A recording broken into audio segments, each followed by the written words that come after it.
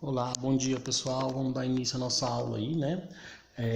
A aula que nós fizemos uma atividade de pesquisa na aula passada que eu passei para vocês, e hoje nós vamos estar aí falando um pouquinho mais sobre isso e também fazendo as atividades, tá bom, pessoal? É de suma importância que vocês possam fazer essas atividades aí e eu ajudar vocês no processo de elaboração dela, para que a gente possa terminar nosso conteúdo no período correto, tá? Em função das aulas, de ter diminuído a quantidade, né, de tempo das aulas, nós não estamos tão assim terminando o conteúdo, mas vai dar tempo da gente terminar até chegar às próximas apostilas e a gente der prosseguimento aí, beleza? Então, vamos seguir aí, tá? Nós vamos trabalhar hoje o módulo 10, tá? Bem tranquilo, e trabalhar o módulo 11, né? Vai dar pra gente trabalhar 2 módulos hoje e vocês vão fazer essas atividades aí à tarde como tarefa de casa, tá? Já estão em casa, mas como tarefa de casa, entenderem aí, beleza? E aí eu vou ajudando vocês, vou passar o gabarito delas depois também pra gente fazer. Pessoal, na aula passada nós fizemos aí algumas pesquisas, né? E essas pesquisas tiveram relações diretas aí, falando sobre as cianobactérias, que são as grandes produtoras aí de oxigênio do mundo. Então a gente pode falar aí, no caso, que o pulmão do mundo não é a Amazônia somente, né? Ela não é a única fonte essencial de produção de oxigênio. Então nós podemos falar as cianobactérias também, que também realizam aí, no caso, a fotossíntese, né? Então essa fotossíntese ela vai ter o processo de produção relativamente aí também nesse processo aí com as cianobactérias, né? Algas, cianobactérias, todos os vegetais, né? Então elas vão estar fazendo esse processo, essa realização fotossintética, beleza? E com as bactérias também que fazem a fotossíntese e o processo também de quimiossíntese, tá? Então, falando das cianobactérias, aquele trabalho que eu falei para vocês, ela tem relação direta com o aquecimento global, né, pessoal? O aquecimento global que vai aquecer as águas dos oceanos, vai diminuir o pH delas, e essas cianobactérias aí vão acabar morrendo em função dessa alteração climática. Diversas alterações climáticas vão ter relação direta aí com a qualidade de vida desses indivíduos. Então nós podemos citar aí algumas alterações, tá? Podemos falar também do processo chamado processo de eutrofização, né? Que o cara, quando vai plantar soja, milho na sua fazenda, eles colocam nitrato, fosfato, diversos nutrientes para plantar ali o adubo daquela soja, daquele material. Esse material, pessoal, se for num ambiente onde chove, a água, né, vai levar aquele material para o rio mais próximo. Ali naquele rio mais próximo, algas, cianobactérias, esses organismos vão ter diversos nutrientes naquela água. Eles vão se proliferar e vão formar um processo chamado de floração da água, uma eutrofização, ou seja, vai criar um tapete de algas e cianobactérias ali por cima daquela água, impedindo a passagem da luz solar. Então, ou seja, diminui a oxigenação dessa água, porque o subproduto delas vão ter aí também como subproduto o oxigênio. Então diminui o oxigênio da água, diminui os peixes, que eles não vão ter oxigênio para respirar, eles vão morrer. Então tem toda uma dificuldade, todo um processo ali, né, que complica essa situação. Então por isso que eu falei um pouquinho sobre essas bactérias aí, beleza? E aqui no livro falamos também sobre essas bactérias, né, extremófilas, né? Essas bactérias extremófilas, elas também vão ter relação direta aí também, pessoal, com o ambiente que elas vivem, né? Então, ou seja, elas, no caso aqui da fotossíntese bacteriana, essas bactérias extremófilas, elas vão utilizar também, né, outras estruturas, como aqui a gente pode falar o sulfeto de hidrogênio, né, o H2S, tá? Que é um produto, né, que ela vai utilizar aí como estrutura para fazer aí, no caso, a sua síntese, né? Mas aqui nesse processo aqui ela vai utilizar a luz também, tá bom? Por isso que é a fotossíntese bacteriana. Lá na quimiossíntese eu já não vou utilizar a luz nesse processo de produção de alimento. Então eu posso falar, né, que essa daqui é uma bactéria autotrófica, né, fotossintetizante, tá bom? Que ela utiliza como base o sulfeto de hidrogênio. Então, a fotossíntese, ela vai utilizar o quê? Né? Um processo autotrófico para produzir o seu próprio alimento, né? Então, ou seja, ela vai ser realizada por esses organismos. Então, essas bactérias aqui, por exemplo, são bactérias extremófilas. Você já passou aí no córrego Mutuca e sentiu um cheiro de ovo podre? Esse cheiro de ovo podre, ele é referente, né, a uma condição extrema que esse animal vai, que esse organismo vai viver, né? Então, naquela água ali, onde ela não vai ter uma condição de vida organizada ali, ela não vai tirar, pessoal, esse oxigênio da água, né? Lembrando a fotossíntese das plantas, que é a fotólise da água que vai liberar o oxigênio, né? Lembra? Lá na fotossíntese, a fotólise da água, quando a luz quebra a água, vai liberar o quê? Vai liberar o oxigênio mais hidrogênio que vai ser utilizado, né, lá para formar o NADPH+. Não, aqui, quem vai liberar aqui no caso o hidrogênio vai ser o sulfeto de hidrogênio, o H2S, que é o subproduto, olha para você ver a fórmula dela aí. Acompanha comigo a fórmula da fotossíntese bacteriana. 6CO2 mais 2H2S, né? O sulfeto de hidrogênio com a luz vai fazer essa fotólise, liberando CH2O mais H2O mais S, né?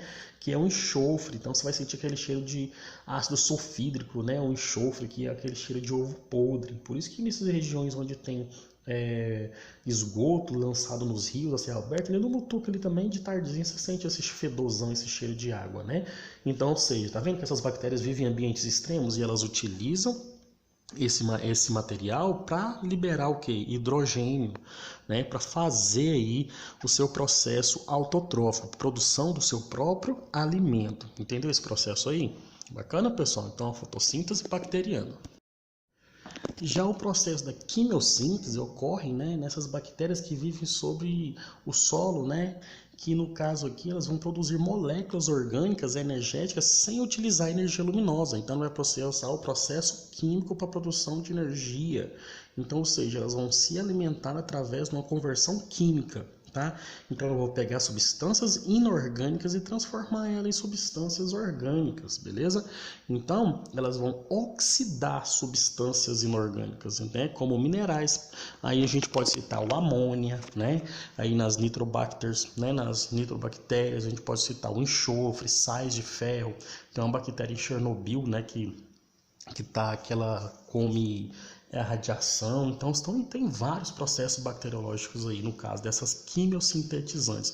Tem umas que pegam metano, né, ali, por exemplo, no intestino das vacas, por isso que eu coloquei aquela reportagem para vocês. Outras vivem em fossas abissais, onde tem chaminés ali de larvas vulcânicas nessas regiões ali semelhantes, ou seja, outras vivem em Yellowstone, lá naquele lago de ácido sulfúrico. Então tem diversos ambientes que elas vão estar vivendo, beleza? Então, ou seja, elas vão sintetizar novas moléculas, né? No caso aqui, como açúcar. Acompanhe comigo a fórmula aí, pessoal. Ela vai utilizar, tá? Aí por meio de um composto inorgânico reduzido mais o oxigênio, né? Vai fazer o processo de oxidação desse composto inorgânico, formando a energia, tá? Essa energia aí, observa a seta, que essa energia vai estar sendo utilizada juntamente com água e CO2, tá? Mais a energia para formar um composto orgânico, né? Esse composto orgânico aí, no caso, é o composto orgânico que ela vai utilizar para se alimentar, tá? Então essa alimentação dela, que é a produção química dessa substância, ela vem de uma substância inorgânica que foi oxidada para formar, tá? Para formar aí um composto inorgânico oxidado mais energia. Então pega essa energia junto com CO2 mais água e forma uma substância orgânica, essa substância orgânica no qual eu vou estar utilizando para a alimentação dessas bactérias. Então, ou seja, isso aí é a explicação do composto, né, da quimiossíntese. Então, onde eu faço a quimiossíntese. Beleza, pessoal? Então, observe, eu tenho a fotossíntese bacteriana, né, vai ocorrer nas nas bactérias sulfurosas aí, tá bom? Tem aí também a quimiossíntese, que vai ser a transformação de um composto inorgânico num composto orgânico utilizando a oxidação mais energia.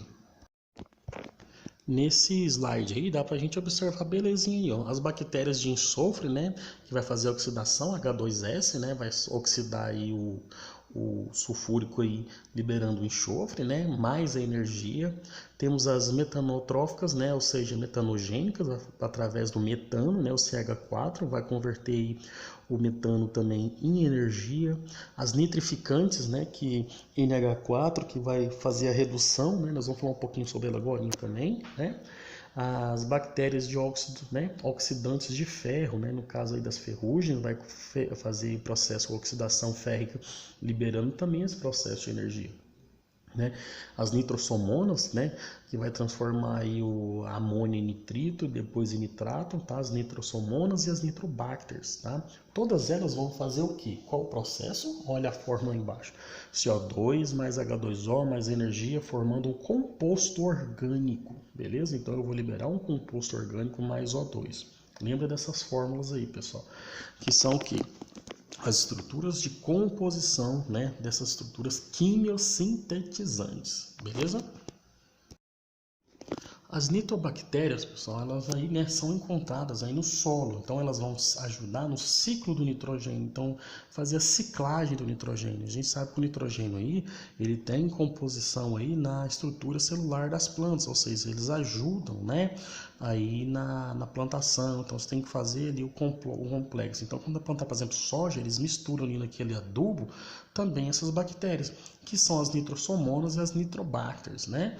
No caso aí, elas vão fazer o processo aí, tá?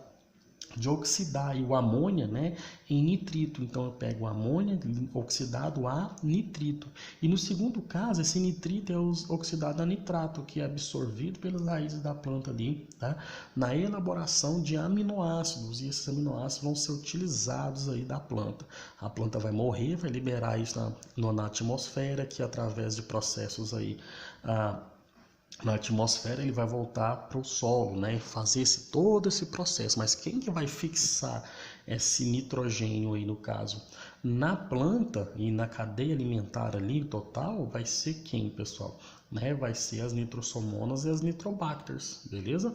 Olha a reação química aí das nitrossomonas. Ela vai pegar o NH3, amônia, mais oxigênio, vai formar o nitrito mais energia. Essa energia, eu vou fazer o que com essa energia, pessoal? A bactéria vai utilizar ela para produzir o composto orgânico, seu alimento. Além disso, ela também vai liberar, né? Olha aí, ó, né? Depois ela vai pegar aí, liberar isso para a planta, que ela vai absorver também e fazer aí, no caso, o processo, né, da planta normal. Então, ou seja, olha aí essa ação aí bem conjunta com os dois, né? Então, depois ela vai pegar aí, ó, 6 CO2 mais 6 águas, né, mais energia, formar C6H12O6, glicose, que é um composto orgânico, né? Aí as nitrobacters também, ó, eu pego o nitrito mais oxigênio, né? Vou formar o nitrato mais energia. Esse oxigênio serviu para quê? Para oxidar, né? NO3, o nitrato mais a energia, beleza?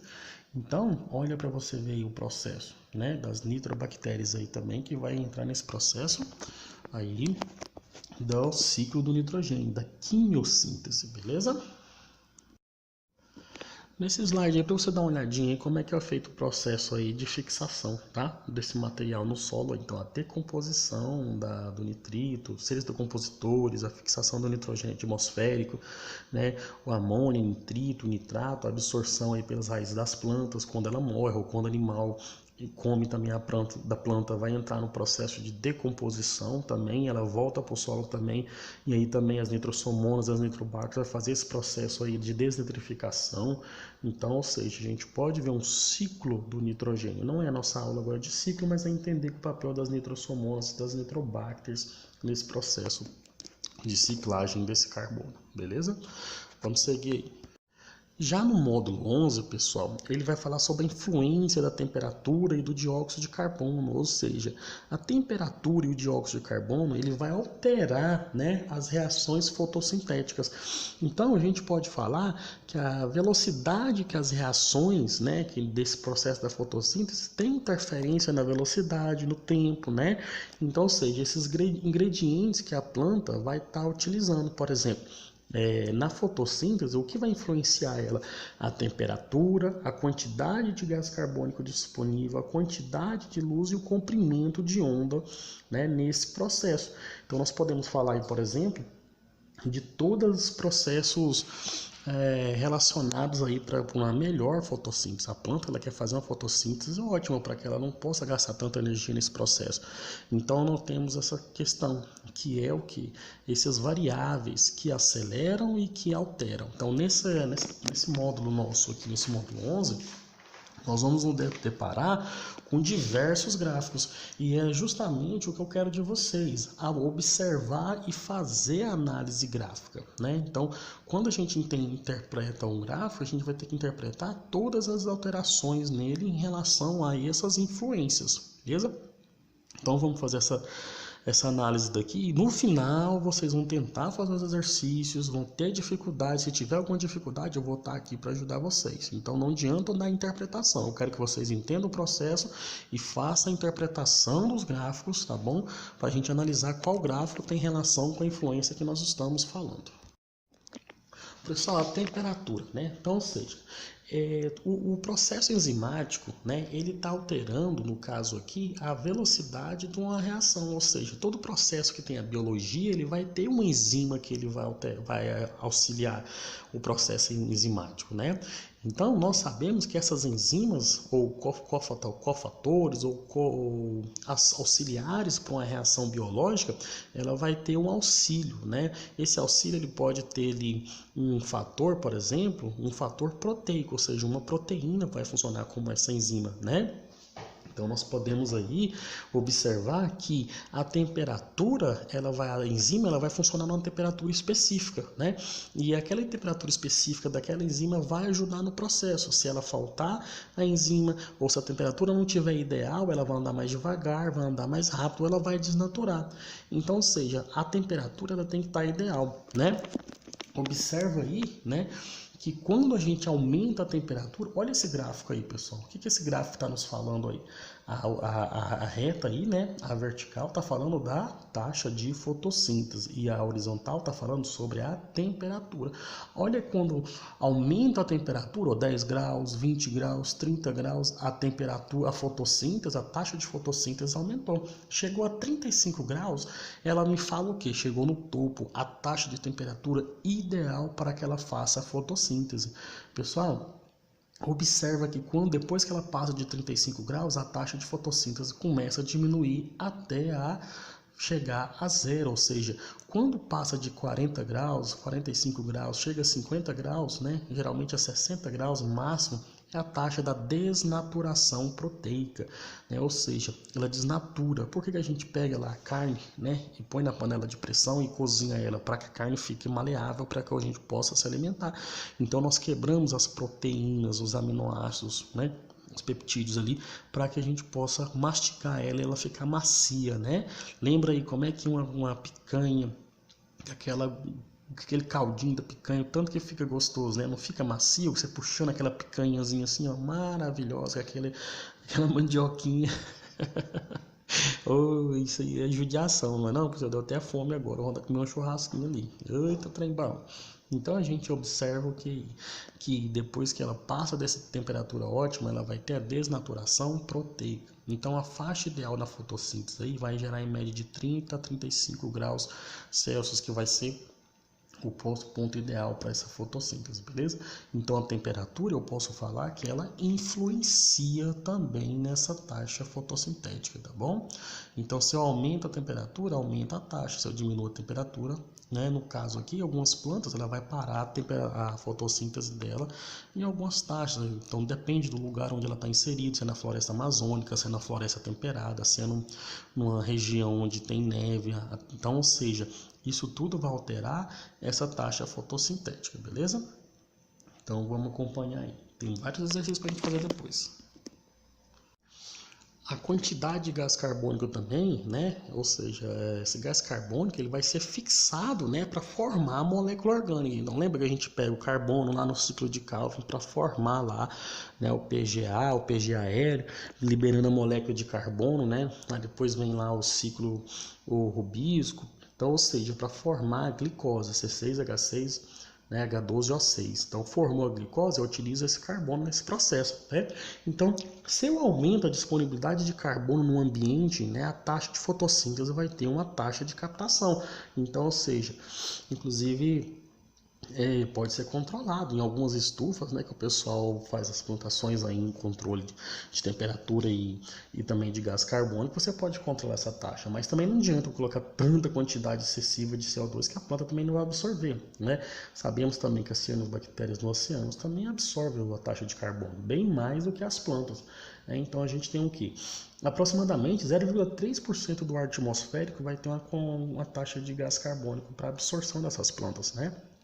Então, ou seja, chega no momento, a quantidade de gás carbônico atmosférico não aumenta e nem diminui, ou seja, ela se estabiliza. Olha aí no gráfico a taxa de fotossíntese horizontal e a concentração de carbono horizontal aqui e vertical da fotossíntese. Observa que 0,1, 0,2 a 0,3 ela já começou a estabilizar. Então ela fez o processo de estabilização desse carbono. Precisa colocar mais carbono? Se eu coloco mais carbono do que o necessário, do que as plantas conseguem fazer essa captação, eu vou gerar um processo chamado de quê? De efeito estufa. Lembra o que é o efeito estufa, pessoal? Uma concentração maior de carbono, de gás carbônico na atmosfera, absorvendo os raios ultravioleta do Sol e aquecendo a Terra. Então, ou seja, ela tem que ter uma quantidade de gás carbônico equilibrado ali, né?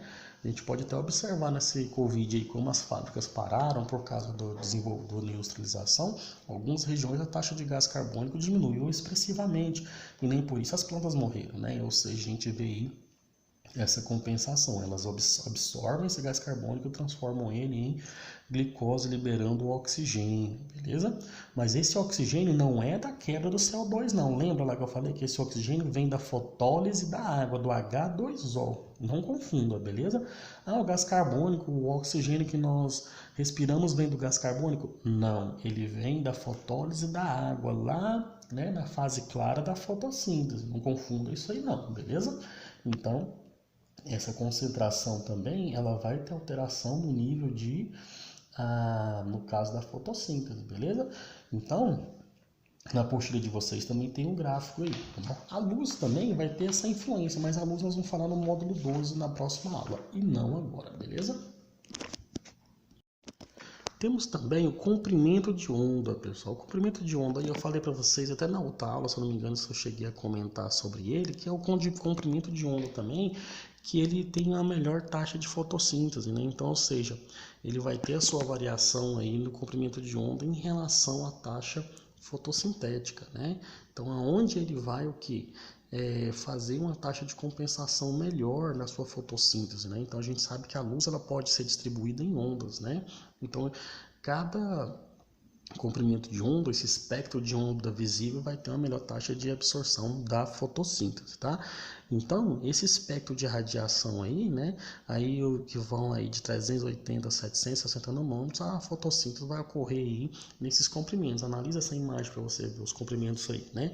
Então, ela vai ter a clorofila A, clorofila B e os carotenos num comprimento de onda, né, que vai de 400 nanômetros aí a 700 nanômetros. Então, ou seja, comprimento de onda mais específico para a realização dessa fotossíntese. Bacana?